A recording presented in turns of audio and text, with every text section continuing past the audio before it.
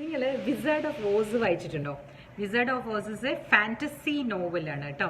അത് ഒരു പാരബിൾ ആണത്. ഓസ് എന്ന് പറയുന്നത് ഒരു ഫാന്റസി പ്ലേസ് ആണ്. It is away from this world. ഈ വേൾഡേ അല്ല.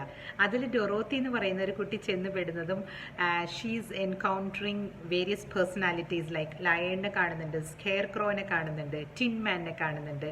അവർ 4 പേരും കൂടി അവരുടെ ഇമോഷൻസിനെ എങ്ങനെയാണ് അവർ ടേക്ക് ഓവർ ചെയ്യുന്നതിന് എന്നോട് ആരോ ചോദിച്ചിട്ടുണ്ടായിരുന്നു, ചേച്ചി ഇമോഷണൽ സ്ട്രെസ്, ഇമോഷണൽ ഇന്റലിജൻസ് എന്നൊക്കെ പറഞ്ഞാൽ എന്താ, അതെങ്ങനെയാണ് നമ്മളത് കൈവരിക്കുക എന്നുള്ളത്. അവർ കേൾക്കുന്നുണ്ടെങ്കിൽ please go and take this book and start reading.